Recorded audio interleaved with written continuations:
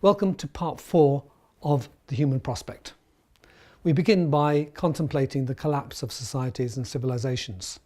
We use the works of Arnold Toynbee, a great 20th century British historian, who framed this in terms of the challenges facing societies or civilizations and their response, whether the response is adequate or inadequate, and whether creative leadership exists in these societies. A new stage of capitalism is contemplated in the 21st century, in which artificial intelligence plays an increasing role. We also examine the metaphysical significance of this juncture of human evolution. We use a metaphor taken from the Bible of the expulsion from the Garden of Eden and the eating of the tree of knowledge, which is a metaphor for our entrance into the world of knowledge and duality and descent into this world, which has a price, of course. In the original myth, the tree of life is in the background, guarded by the angels at the east end of Eden with a flaming sword. This tree of life is something that is in our potential to discover and to experience, both in an outer and in a sense. We first have to pass through the veil of death, the potential for the extinction of the human species, self-inflicted, or indeed serious species trauma in which the human species is reduced by its own causation. If it passes through this period, this veil of death that is in front of us, if it can get through to the other side, then it will involve a respect for all life on Earth.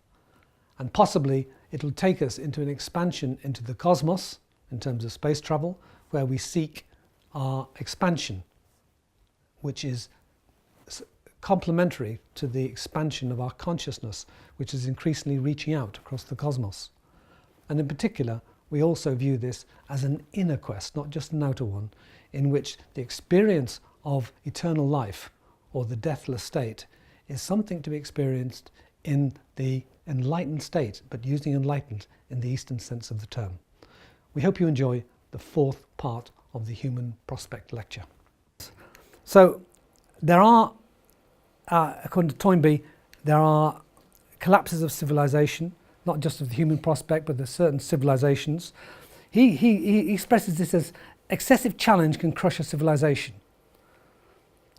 And he talks about degeneration of creative minorities as being particularly influential in this. There are other factors, but creative minorities, when they lose their verve and lose their inspirational vision and lose their belief in themselves and are replaced by other groups who have totally different philosophies, which turn out to be disastrous, may lead to collapses of civilization as we know it. So he talks about various mechanisms, doesn't he, remember? That as civilization undergoes turmoil, archaism, this is belief in the past, excessive reverence for the past, futurism, excessive reverence for something in the future, detachment, I don't belong here, I'm just going to zone out and go on my holiday, smoke my marijuana or whatever, detachment, or transcendence, when new solutions are sought that meet the creative challenge. Also expect revolt from within, the internal proletariat.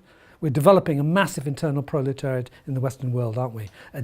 Not disenfranchised so much as disenfranchised economically from housing rights and so on, whereby there'll be a telling, as the Irish phrase goes, and external forces knocking on the edge of civilization, always threatening it, are part of the system that Toynbee envisaged in the mid-20th century.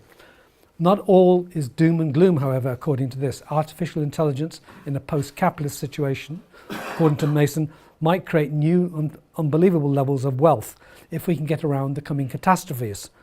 And that information and communication technologies, ICT, have reduced the need for work, loosening its relationship with wages, suggests Mason in his book Post-Capitalism. We can certainly expect realignment of power and social relationships, realignment of power between nations, between classes, and realignment of relationships between groups. Collapse of societies is something that's increasingly studied. Jared Diamond, in his TED Talk, he gave an interesting account of 5 factors he believed were influencing all collapses of societies. He includes undermining our resource base. This would apply to Icelandic peoples or modern peoples today. Climate change, also applicable to both. relationships with friendly neighbours withdrawn. Imagine Europe without the cover of NATO, without the cover of the United States. Sorry to everyone making fun of the United States, but when they withdraw their military cover, then Europe will have to defend itself, and it can't do that at the moment. Relationships with hostile societies, how you fare with those, and political, economic and social change, all of which can lead to collapses of societies. If we could envisage the short-term future without extinction, let's suppose that human beings don't go through complete extinction, and some civilizations survive the coming storm. Artificial intelligence, I would think, will dominate the economy with technocratic, military, financial and government elites, perhaps seizing totalitarian power.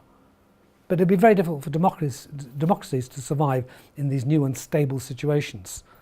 Massive populations subordinate to these elites and deeply dependent and intermixed with artificial intelligence will be a thing of the future. And Earth's geography becomes reshaped by rising sea levels with resulting human species trauma, mass migrations, wars and realignments. That was as far as I could go last night when I tried to think of a few things. And then things got very fuzzy and I thought, I'm just guessing. Or am I just remembering the film Terminator or something? I couldn't work it out, but that's as far as I could go on my little vision on this. If there wasn't total collapse and if some civilizations survived. And finally, leading existential risks outlined by many people, including the Future of Humanity Institute at Oxford, which is a website. I give you the link to it, well worth a look at. Nuclear war, obviously a huge danger still. Extreme climate change and geoengineering. So the geoengineering possible, deflecting the sun rays, spraying the top rays of the earth, layers of the earth to try and slow down carbon heating. Engineered pandemics of the future, which are all possibilities. Perhaps some of you read more about that in the book by Rees, Our Final Century. Very interesting stuff. The words of Oppenheimer often haunt me when he was in charge of Fort Alamo, or the Alamo Project in the Nevada desert in 1944-45, that produced the first atomic bomb. When it exploded, he came out with those famous words, "Now I am become death, the destroyer of worlds."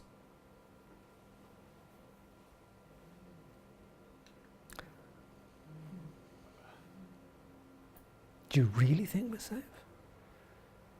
Really?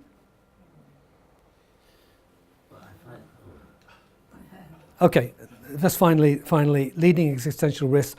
Artificial intelligence, it can be a tremendous economic boom, but it will have its negative effects. War, global totalitarianism, events of nature, asteroids and so on, and the unknown unknowns. Of all the things in the development of science, one of the most remarkable features is that as new inventions are made, it's very, very difficult to predict what the new inventions will be of the future, and indeed what will be their impact, even by the inventors. The unknown unknowns maybe surprise us all. The singularity, mentioned by Harari, but mentioned by many other people, is that point in development of artificial intelligence, human cloning, bionic engineering, cyborgs and so on, all of which is not science fiction anymore, all of which is taking place as we speak. Human cloning took place in 2013 virtually. The first sheep was cloned in 1997, Dolly. Artificial intelligence and cloning and so on is well underway. Bionic engineering. But new forms of consciousness will come into existence, suggests Harari, and we already talked about that last week. But that humanity will be either becoming a new type of creature on the planet entirely, or even finding replacements for itself, because the new forms of life creation and nanotechnology is creating, for example, from molecules upwards, new forms of artificial life, new forms of materials. These are immune to diseases and immune to nuclear warfare. They don't need paying wages, and these robots don't need feeding. I mean, they're an amazing workforce, and they'll have the most advanced computers at their disposal. Artificial intelligence and life is taking place in relationship to the economy, but also in relationship to life itself. This is the creation of the new species, the new consciousness that we'll be on the verge of in the coming period. Now, is there a metaphysical dimension to this? The tree of life, remember in Genesis? The tree of knowledge had the apple, didn't it? But once Adam and Eve had taken the apple, which is the fruit of knowledge, science, consciousness, and our descent into this world, which is the descent into the world of consciousness. So it's a wonderful myth. It's right on the money. The second tree in the garden, that's very rarely talked about, is the tree of life. And they are banished from the Garden of Eden so that they don't reach the tree of life, having taken the tree of knowledge of good and evil, that apple. They are banished because they don't want to reach the tree of life. What is the tree of life? The tree of life is what is in front of us. That human beings are faced with the possibility of advancing the tree of life outwards from this planet into the universe. We're on the verge of creating, of becoming creators, as Horizon suggested in his new book, Homo Deus, the human god. We're on the verge of creating new life forms which can expand beyond this planet. However, what the human beings have to do is to go through this period, as indicated in Genesis, of a descent into this world and encounter death. It's only by the encounter with death that the tree of life can be gained. It couldn't be got at the very beginning of the human species. It was there, and they were banned from it by going into consciousness. Okay? They took the tree of knowledge into consciousness, and the tree of life reigned in the background with the angels guarding it. The sword at the east end of Eden, remember? So it's the tree of life is our destiny. If we can get through this period, through the jaws of death, the veil of death, the nuclear warfares or the rising climate levels, and rise to the levels which we are capable of as the human species, then the tree of life is open to us. That is an immense period ahead, almost eternity ahead, if we can face this major moment in the life of our planet, which is that for the first time in the history of this planet, in the history of consciousness, we've got a creature who can destroy everything or go forward and build a completely new life system. And that's the juncture we're at, in my opinion, metaphysically. Beyond nuclear policy and beyond energy policies, I think metaphysically, that is where we're at. Next time, enlightenment will be our subject. Hello. We hope that you've enjoyed the Human Prospect lecture. In particular, that the gravity of this evolving world crisis has become more evident. Also, that the immense opportunities facing the human species have also become clearer if we can pass through this crisis. If you wish more detail, you may go onto the website alanmulhern.com, where more information is given on the Quest series.